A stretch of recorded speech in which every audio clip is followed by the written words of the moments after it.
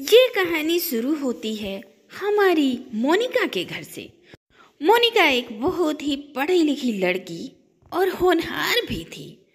अब शादी और कैरियर के बीच में हर लड़की की ज़िंदगी में कभी न कभी दो रास्तों में से एक रास्ता चुनने का मौका तो आ ही जाता है, और ये दिन आखिर मोनिका की ज़िंदगी में आ ही जाता है। फिर एक दिन ऑफिस का सीनियर राहुल मोनिका के घर में रिश्ता लेकर आता है। अब मोनिका छिप कर बातें सुनने के लिए खड़ी रहती है कि तभी पीछे से आकर राहुल खड़ा हो जाता है। अरे मोनिका, तुम क्या सोच रही हो कि बाकी लड़कियों की तरह शादी के बाद तुम्हें भी घर पे बिठा दिया जाएगा? ऐसा बिल्कुल नहीं है। क्या और लड़कियां नहीं थी मेरी बैच में जिसके यहाँ मैं रिश्ता लेके जाता? मैंने सिर्फ तुम्हें ही चुना है। सोचो जरा। वही तो मैं भी सोच रही हूँ राहुल, कि मैं तो सिर्फ आपसे एक दो बार मिली हूँ कि आप मेरे घर रिश्ता लेकर आ गए, वो भी इतनी बड़ी प्रोफाइल के साथ, इतने हैंडसम कि जिसे देखकर किसी भी लड़की के घर वाले हाँ कर दें। अरे मोनिका, ऐसी बात नहीं है। अब जैसे ही मुझे पता चला कि तुम्हारे घर वाले तुम्हारे लिए लड़का देख रहे हैं, तो मैं तुम्हारे घर रिश्ता लेकर आ गया, क्योंकि मुझे तुम्हारे कैरियर की चिंता होने लगी थी। तो शादी की बात सुनते ही मुझे तुम्हारी कैरियर की फिक्र हो रही थी, इसीलिए मैं आ गया। मैं चाहता हूँ कि शादी के बाद भी तुम एक होनहार और इंथुसियास्टिक लड़की बनो। मैं यही चाहता हूँ कि तुम शादी के बाद भी वैसी ही रहो, अपनी कैरियर पर ध्यान दो, पढ़ाई पर ध्यान दो, और मैं तुम्हें अपने आप से भी आगे बढ़ता हुआ देखना चाहता हूँ मोनिका। अब चलें? अब राहुल और मोनिका सबके साथ हॉल में बैठने के लिए जाते हैं, तो राहुल की माँ मोनिका को देखकर कहती हैं, कितनी प्यारी है मोनिका। अरे राहुल, मुझे विश्वास था तेरी पसंद पर कि तू कुछ ऐसा ही चुनेगा। अरे चेहरा तो देख कितना चमक रहा है, बिल्कुल चांद जैसा। और बताओ बेटा, तुम कितना पढ़ी हो और आगे भविष्य में क्या करना चाहती हो? वैसे तो मुझे राहुल ने सब बता दिया है, लेकिन मैं तुम्हारे मुंह से सुनना चाहती हूँ। ओ आंटी जी, मैं MBA कर रही हूँ। फर्स्ट ईयर कंप्लीट हो गया है, सेकेंड ईयर चल रहा है, और मैं शादी के बाद एक MNC में जॉब करना चाहती हूँ। मानना पड़ेगा आपको मनोहर लाल जी, बहुत ही अच्छे संस्कार दिए हैं आपने अपनी बेटी को। मैं भी एक ऐसी ही बेटी पैदा करना चाहती थी। अब भाग्य में मेरी बेटी नहीं लिखी थी, लेकिन मेरा बेटा आया। अब मेरा राहुल भी बहुत होनहार है, बिल्कुल हर काम में मेरी मदद करता है, और शादी के बाद अब ये मोनिका भी तो मेरी बेटी ही बनकर रहेगी। अब तुम्हारी क्या पसंद है, कुछ बताओ बेटा। जी मुझे भी पसंद है। अब मोनिका को जैसा घर चाहिए था, जैसा रिश्ता चाहिए था, उसे मिल चुका था। अब राहुल और मोनिका की एक अच्छा सा मुहूर्त देखकर शादी कर दी जाती है। अब शादी होकर मोनिका ससुराल आ जाती है। अब शादी के बाद पहला दिन तो बड़े ही अच्छे से गुजरता है। फिर अगले दिन सुबह सुबह जब सब सो रहे होते हैं, तो अचानक से राहुल की आँख खुलती है। अरे ये सुबह सुबह मोनिका कहाँ चली गई? मोनिका, मोनिका। अब अपनी पत्नी को ढूंढता हुआ राहुल इधर उधर टहलता है। अरे कहाँ गई तुम मोनिका? अरे माँ, मोनिका कहाँ गई? अरे बेटा, आँख खुली नहीं कि रसोई में चली गई। अभी हाथ की मेहंदी भी नहीं उतरी और सुबह सुबह जाकर किचन में बर्तन घिसने लग गई। अरे लोग क्या बोलेंगे? अरे माँ, घर में इतने सारे नौकर हैं, वो कब काम आएंगे? अब राहुल रसोई में मोनिका के पास जाकर कहता है, क्या है मोनिका, तुम सुबह सुबह आकर यहाँ रसोई में?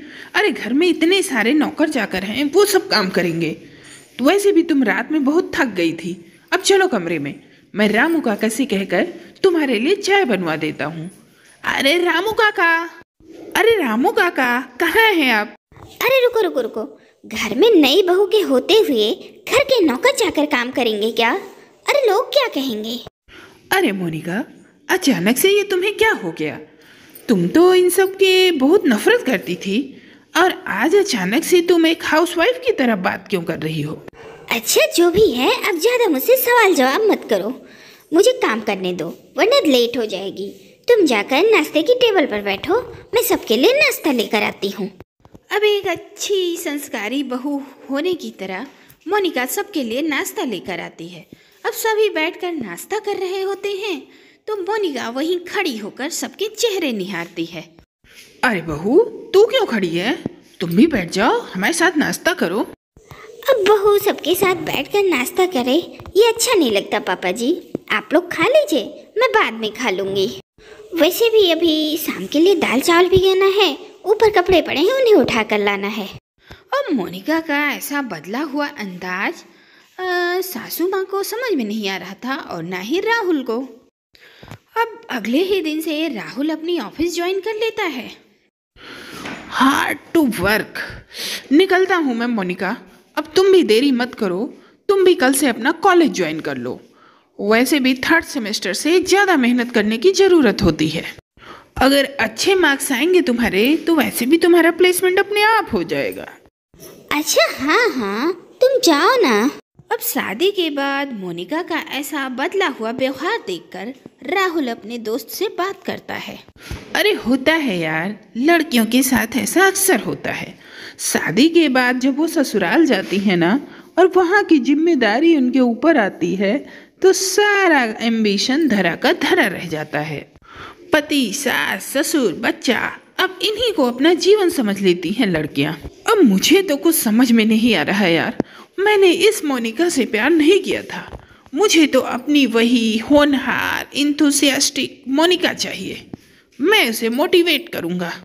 अब वहाँ ऑफिस में राहुल जैसे अपनी पत्नी मोनिका के लिए परेशान था, यहाँ मनोरमा जी अपनी बहू के लिए परेशान थी और वो अपनी बहू मोनिका के पास जाकर कहती हैं, अरे तुझे यही सब करना है क्या बेटा? तू अपने कैरियर में आगे कुछ करना नहीं चाहती क्या? अरे तुझे जो करना है वो कर। तुझे इस तरह से घर गृहस्थी में घुसता हुआ देखकर मुझे बहुत दुख हो रहा है। तुझे आगे कैरियर बनाना है तो पढ़ाई कर। मैंने ट्रॉली से तेरी बुक निकाल कर टेबल पर रख दी है, अब जा कमरे में तू पढ़ाई कर, ये नौकर सारा काम करेंगे। जो लड़कियां इंडिपेंडेंट नहीं होती ना, उनकी कोई इज्जत नहीं होती। खुद के आत्मसम्मान को भूल मत बहू, ये काम का क्या है, काम घर के नौकर चाकर कर लेंगे। अब सुमित्रा अपनी बहू का हाथ पकड़कर उसे कमरे में ले जाती है और कमरा बाहर से बंद कर देती है। कोई ये कमरा नहीं खोलेगा, अब पूरे 2 घंटे बाद ही कमरा खुलेगा। अगर ये लड़की पढ़ेगी नहीं तो फेल हो जाएगी, फिर लोग क्या कहेंगे, बहू को पढ़ने नहीं दिया, फेल हो गई बेचारी। फिर रात को राहुल जब ऑफिस से घर आता है तो सभी नौकरों को सामने खड़ा करके मोनिका कहती है, ये रहा आप लोगों का हिसाब, कल से अब आप लोगों को आने की जरूरत नहीं है। अरे अरे, ये क्या कर रही हो मोनिका? तुम अगर इन्हें निकाल दोगी तो घर का काम कौन करेगा? इस उम्र में अब मम्मी से काम नहीं होता और तुम्हें भी आगे पढ़ना है। अरे घर के कामों को संभालने की और करने की जिम्मेदारी बहुओं पर होती है। तुम इन चीजों की फिक्र मत करो, मैं संभाल लूंगी। और वैसे भी जिसे पढ़ाई करनी होती है वो घर संभालते हुए भी पढ़ाई कर सकता है, तुम बीच में मत बोलो। अब मोनिका के आगे राहुल कुछ बोल नहीं पाता और इसी तरह 3 महीना बीत जाते हैं। फिर आ जाता है मोनिका के एग्जाम का दिन। आज मैंने ऑफिस से छुट्टी ले रखी है, तुम्हारा एग्जाम है ना, एग्जाम भी तो दिलाने ले जाना है। चलो तुम जल्दी से तैयार हो जाओ। अब आज सुबह मोनिका का एग्जाम था, लेकिन पूरे 9 बजे तक मोनिका किचन का काम ही कर रही थी। फिर गुस्से में जब राहुल किचन में मोनिका को लेने जाता है, मम्मी जी एग्ज़ाम स्टार्ट होने में 1 घंटा बाकी है, अगर ट्रैफिक हो गया तो मुझे एग्ज़ाम के लिए लेट हो जाएगी। अब मैं निकलती हूँ मम्मी जी, ये सारा काम मैं वापस आकर कर दूँगी। अब तक आपने जो कहा मैंने वही किया है, अब प्लीज़ मुझे एग्ज़ाम में जाने दीजिए मम्मी जी।